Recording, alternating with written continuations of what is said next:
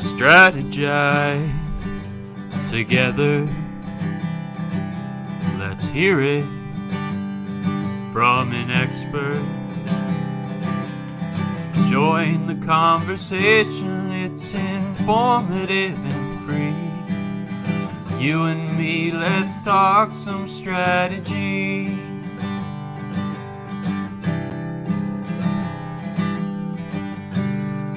Now here's your host, Dorien Morin-van.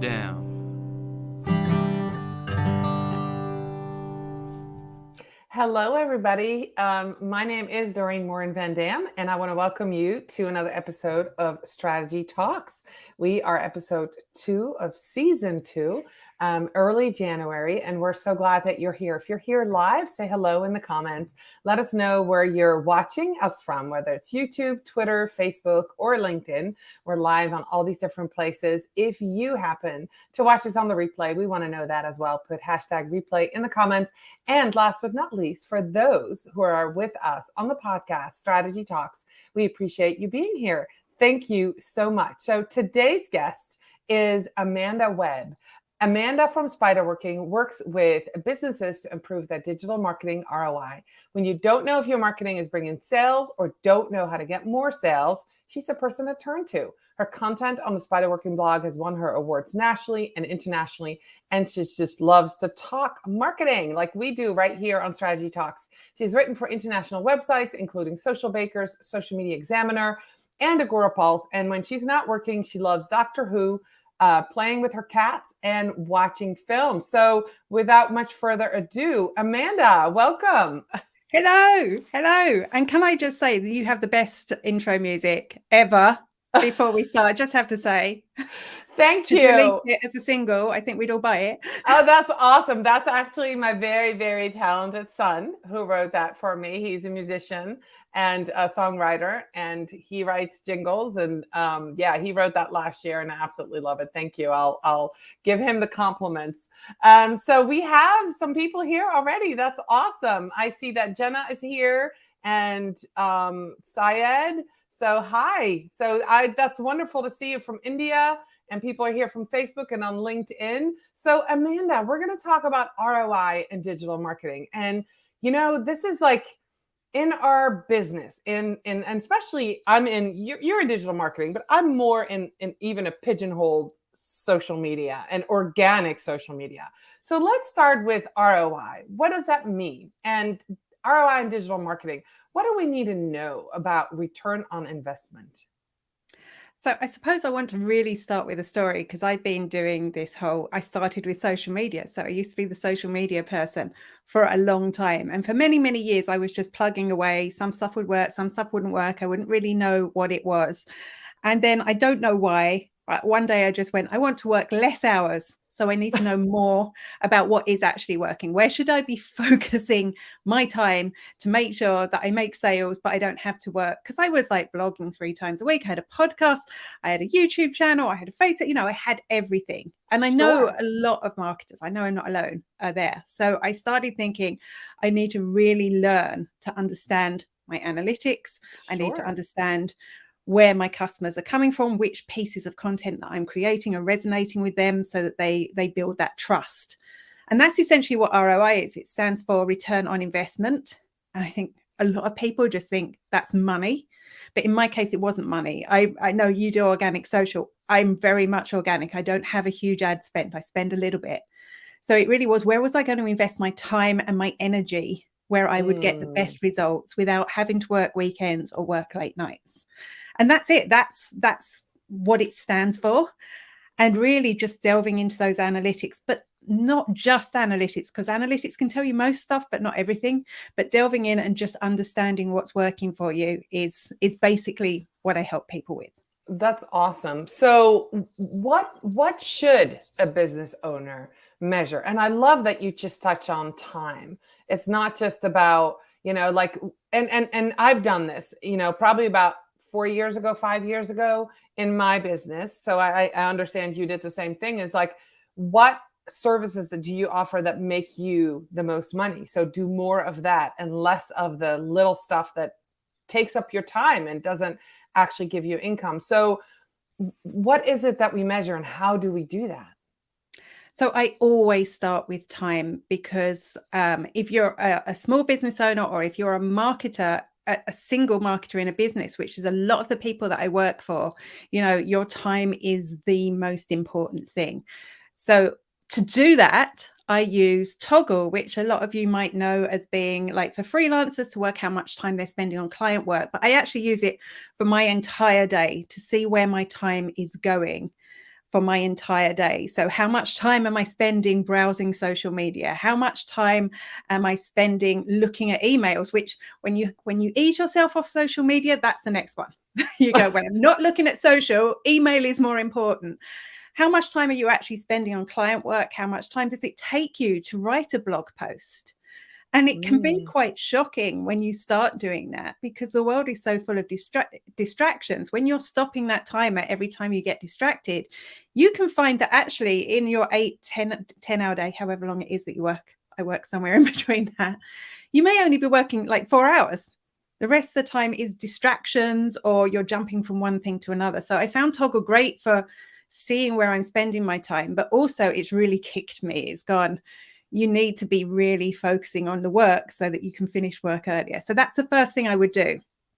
I love that you talked about like abandoning the services that aren't turning me money. And I think this is a mistake a lot of like specifically social media marketers make, is they try and do a bit of everything.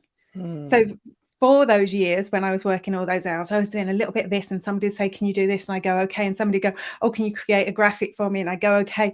And I was doing all these little bits of work that weren't really adding up. If I was working an 8-hour day, weren't adding up to a decent income.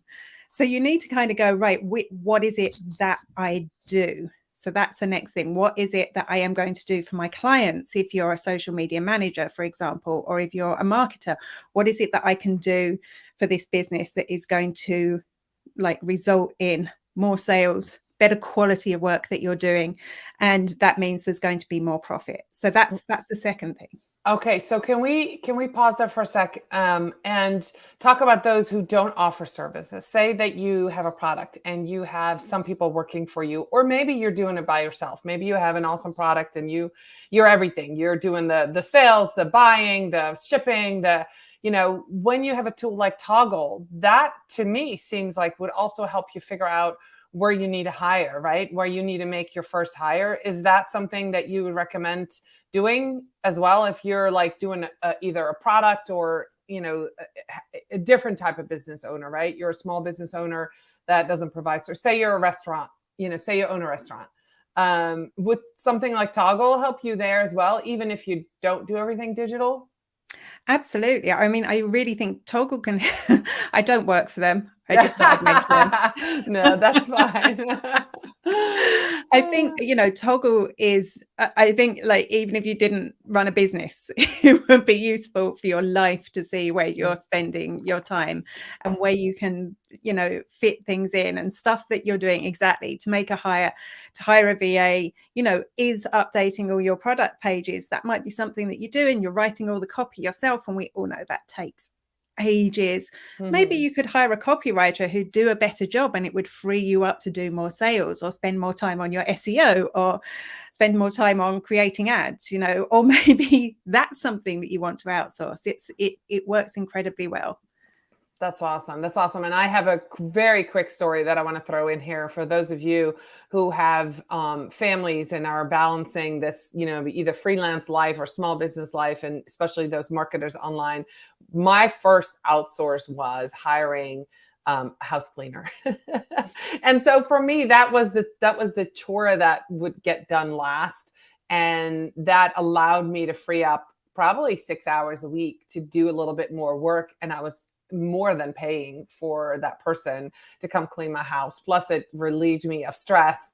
And then I was able to invest those hours back into my business. So think outside the box there too. If you're watching this and you're trying to find hours, think outside the box of what are the things that you don't like doing? What can you outsource? Not necessarily business related. And so that's why I was asking you about timeline for, or using Toggle in life, which is, you said, absolutely. So if we are looking at marketing, what kind of data should we know as business owners? What should we ask for if we have somebody else giving us data, or what should we look for if we're the ones trying to find it? That's the hardest question for businesses, isn't it? Because I know, a lot of the people that you outsource to will over deliver on the data, which ends up just confusing you. So I do Yeah. tend to tell businesses, go back to your agency and ask them for this, this, and this. So things like, firstly, your audience. You know who you want to reach. Are you actually reaching those people? For me, that's a really important thing to look at. So when I go into Google Analytics, for example, you can split your audience. You can do comparisons of your audience by demographics, so like where they live. So I can see I live in Ireland. Ireland in the UK is my largest market. So what's all this traffic from the US doing? And I can look and I can see, are those people visiting my service pages, for example? So if there's lots of people from the United States visiting my service pages, that's great news, because that means maybe I should market myself there. Turns out they're not.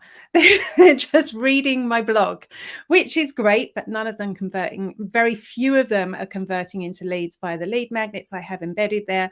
So that tells me at the moment, stick with my focus. Not that if you're in the United States, I'm delighted to work with you, but to focus my attention on the UK and Ireland, which is where the traffic that converts come from. And I think that's somewhere we can easily get confused, because if I look, I'll go, oh, look at all that traffic that's coming in. Whoa, look at all that traffic from the United States. Unless I delve into it further, I could make a really bad marketing decision to go and promote more stuff there. That's kind of, it helps you know where your focus should be and what you should be paying attention to. I love that. Things like setting up a webinar, I used to always set up a webinar at a time where all the time zones crossed. So, between 4 p.m. and 6 p.m., like Irish time, would be a good time for East Coast, for West Coast, and for the UK and Ireland. And then I just realized no Americans were coming. Right. So what I was doing was inconveniencing my UK and Irish crowd. So now I can focus in the right area, if that makes sense. Right. And I also want to do a shout out for your digital coffee that you do Fridays. And you do that obviously at UK and Ireland time. It's 10 a.m. Is it 10 a.m.? 10 a.m. Right? Or 9:30 a.m. Sorry. Yeah. Yes. So it's early in the morning for you, which is coffee time, which makes sense. But it's not really geared towards people in the US because we're sleeping. So that makes complete sense. I sometimes watch it on the replay because you have some great information. And I know that where I can find it, but that makes sense. So your data lets you make smart marketing decisions. I think that is a really, really good point that you just made. So you said that you would, if you're working with clients, you might tell them to go to their agency and ask for basic information. You started with audience. What else do people need to know? What should they know? What should they ask their agency for if they're working with somebody? So this sounds crazy, but I see these ad reports, Google ad reports from agencies with pages and pages of information, when all that you really need to know is how much have you spent in total, right? And how much have you made in total?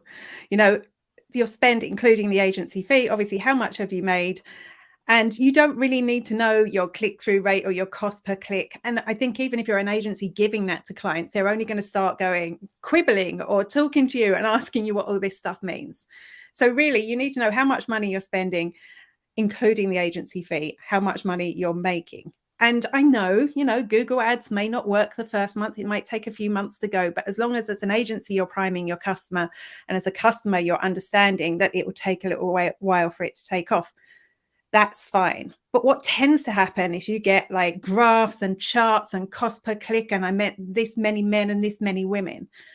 When I used to run, so this was one of the services that I axed when I was being smart. When I used to run Facebook ads, most clients just wanted that. And then I'd give them recommendations. I'd give them do more of this. We'll do a little bit more of this. I'm going to test this next month. Maybe you could do a bit of this on organic, and just a list of recommendations. If they wanted a more detailed report, of course I give it to them, but most of them were just overwhelmed by that, Sure, that simple thing. So I think that's what you want to look for. If you want a little bit more, ask to see samples of the ads that are working and the ones that aren't. For example, I'm talking about an ads agency here, because that can help. I kind of assume people do their own organic. So that can help you with your organic stuff. If you can see which ads are working, that can help inform your organic strategy as well. Yeah. So the type of people that are converting is useful. the amount of money that you're spending, the return that you're getting on that. All right, awesome. So with the right information, you can make smart marketing decisions. And you just talked about, taking what's working on paid social to organic. That makes a lot of sense, right? So it works vice versa too. And I just want to point that out, right? And you were just about to say that, but when you have good organic social and it works well, you can also say to your agency, hey, this stuff is out of the ballpark. Can you use this as an ad? Correct? Yeah, absolutely. And I am like all about organic, as you know. I think both you and I have been in marketing that long that it used to all be organic. So we know how it works and we know how it can work. But having the two slotting together is really important. You don't want completely different messaging going out organically as you are via your ads. So definitely having an integrated strategy there. And yes, what works organically is more likely to work in an ad. So that can actually be a great testing ground. All right. So you were talking about, when you were talking about ads, you were talking about Google ads, right? So let's talk about that real quick. I actually analyzed, and this is a funny story. I analyzed my podcasts from last year, and the top 5 episodes, 4 of them had the word ad in the title. Wow. So they were about Facebook ad, Google ads, ads revenue, LinkedIn ads. So those were the things that people want to know about, right? So you just talked about Google ads. If somebody comes to you and says, I've got an ad budget, I've done organic social, what do I do next? What is the process of helping them decide whether to go to Google ads or Facebook ads or LinkedIn? Does it depend on what they're selling? Does it depend on their budget? How would you go about that? Because there might be some people listening that are, really strong on or an organic and ready to dip their toe into, some paid. And where should they go? I guess I've been talking a lot about Google ads because I'm really into my analytics and the Google analytics, and they slot together really well. But I am no means an expert in Google ads. So I'm just going to precursor what I say with that. I am a social ads person. I started out in social media, so it was the natural progression. I think the main thing is, firstly, are you a service-based business? Are you a product-based business? I think product-based ads can work everywhere, but there is, and you've probably heard a million people say this before, there's a different intent. If somebody is searching on Google, so I was searching on Google, I saw this girl, I was in Dublin, and she was wearing these most amazing trousers. They were black and purple striped downwards. And I was like, I want a pair of those trousers. So I went onto Google and I searched purple and black stripy trousers. And of course, right at the top, you've got your product results.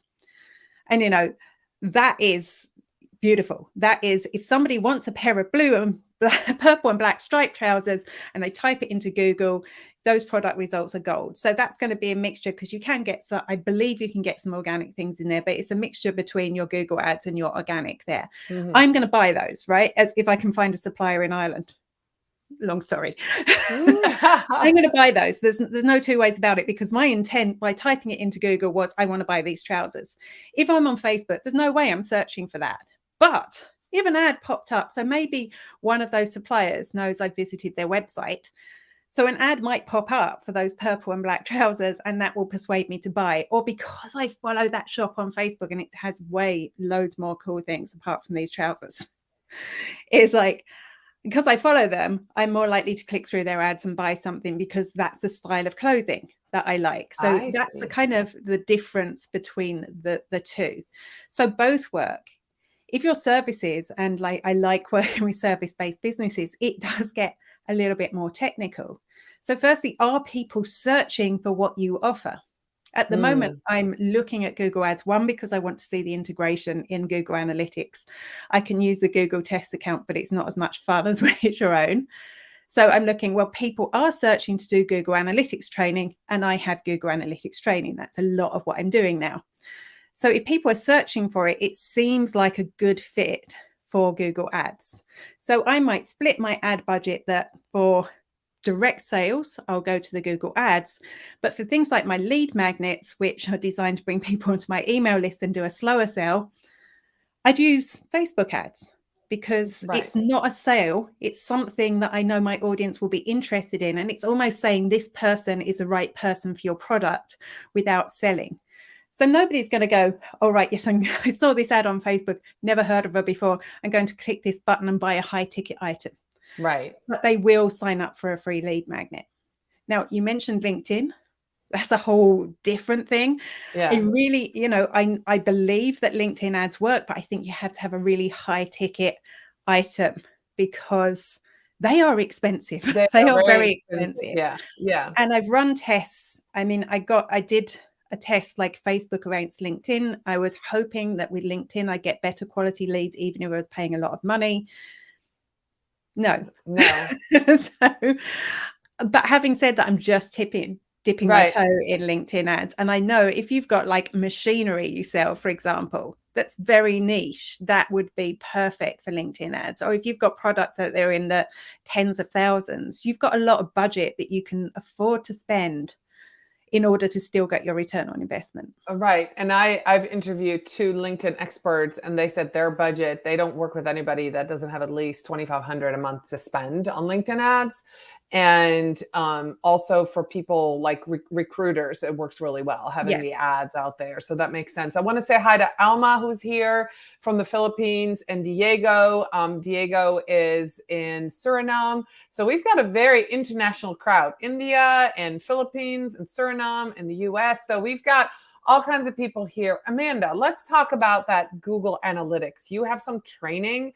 And I know there's something called, is it Google G4? Yeah. So I think I'm the freak here because I love GA4. What is GA4 is Google Analytics 4. So we've all been running pretty much the same version of analytics on our websites forever. They do update it. The interface, would get updated or they change things, but it all happened within the same place. You didn't have to do anything. It just kind of, you might click a few buttons, but it would automatically update. But what Google Analytics 4 is a completely new system. So you actually need to install it on your website again.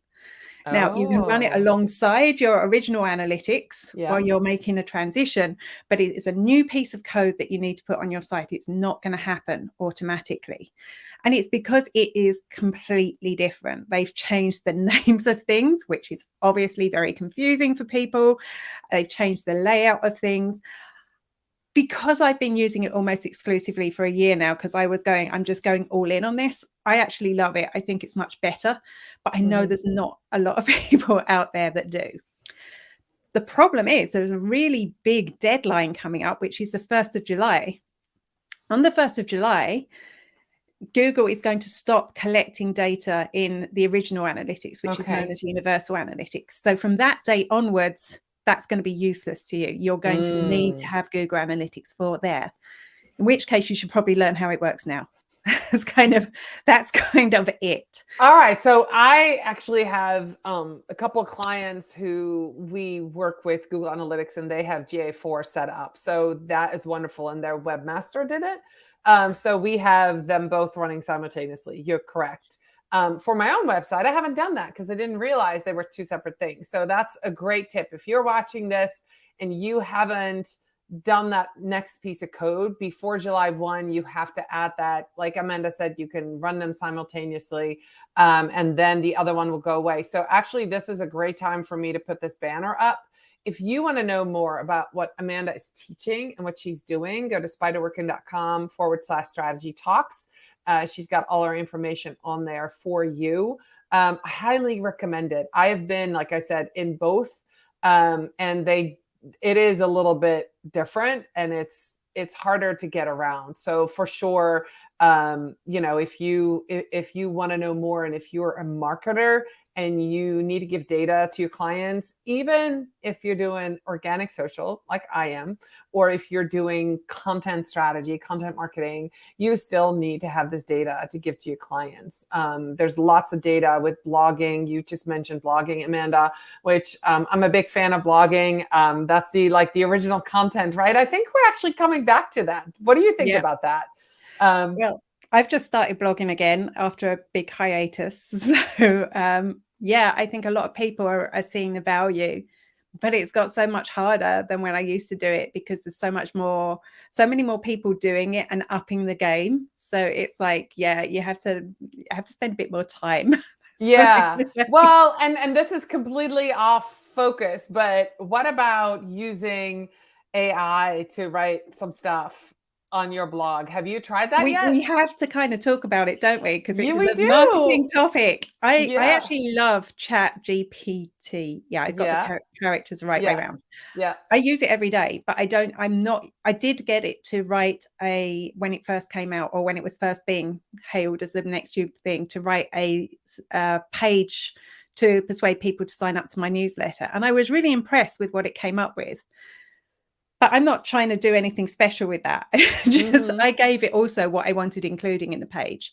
I think for blogging, you can't do that. So instead of using it to write, I do things like, come up with the title for, and then, what should I include in this blog post? Or, I come up, or can you find what article should I read if I'm interested in this? And it will come up with a whole bunch. And then it's doing my research for me. Instead of me searching Google, it's coming up with it. Yeah. And I have found that when you do a blog, I have a process where I separate all the paragraph and I give them headings before I write them. So I'll do like, this is an opening paragraph about this topic with this title. What should I include in that? Or here is the middle paragraph where all the data is in. Is there any data this is missing? So I am using it, breaking up. I'm not saying, hey, can you write a blog post for me? Right. Mm-hmm. But like you said, the research part is huge. That's really fun. And so I'm glad to hear that you're using that as well. I see that Ines is here as well from Suriname. So we've got a really big international crowd. That's really amazing. So ROI and digital marketing. Before we leave, we've got just a few minutes. Amanda, I'm going to put the banner back up. If people want to know more about data, ROI, they can definitely connect with you. But is there anything you want to leave people with? Somebody who might be worried about Google Analytics 4, or somebody who might be out in left field and like, I've never looked at my data. I'm just doing stuff and posting. Any parting words, anything that you can make them feel better or get them started, or any wise words? I know that at some point you and I got started a long time ago, right? And there's probably some truth, some stories there that are helpful to somebody who is, where we were 10, 12 years ago. Any words of wisdom that you want to share with our audience? So firstly, I know it's very scary to log into Google Analytics, whichever version is there. So I'm going to say the thing that you've heard from everyone, which is the numbers, as in having a large number, isn't the important thing. What's really important is having people who buy from you. And I want to just give you this as an example. You were talking about the digital coffee earlier on, and there's a link to that in that page that I'm sending people to. So that's a show I've been doing every year for, I think it's 8 years this year. Might be 7, might be 8, like almost every Friday. And if you watch the show, you'll see there's not that many people watching. There might be 10. I can see them watching from everywhere. I might say there's 11 people watching every week. That doesn't seem like it's worth the 4 hours a week that I spend putting into it. And plus I outsource some stuff. It doesn't seem like it from the outside because the numbers aren't big. But every single client I get, for every single high paying client I get, will tell me they enjoy watching the digital coffee. So don't be carried away by getting big numbers. Don't be like, how many visits should I get to my website? Just benchmark against yourself. Look at how many sales you're getting compared to the activity on your website. So if you're getting 2,000 people visit your website and you get one sale, that's one sale for every 2,000 visits. So can you increase that? Instead of having to look at all the data, that's just one thing that you could look at. That's benchmarking against yourself. If you manage to get 2 out of 1,000 next month, that means you've improved by 100%, right? So just focus on what you're doing. Don't think about big numbers. Just look at how many sales you're getting compared to how much time and energy you're putting in. And money, if you're spending on your ads as well. Yeah. And I just heard you say something else, and I totally agree. My Strategy Talks podcast and live show has been referenced by all my new clients as a source of, there's the content. But what I also heard you say is like, listen to what they're saying, right? So it's the data, but also the words they use, because both you and I have heard that from our clients, that, you know, this is the content that attracted me, or this is, I see you being consistent every week, which is what I hear. So there is some data in that, guys. Be visible, right? And then benchmark against yourself. Amanda, this was fantastic. We are right at the half hour. I'm going to leave that link up there for another second.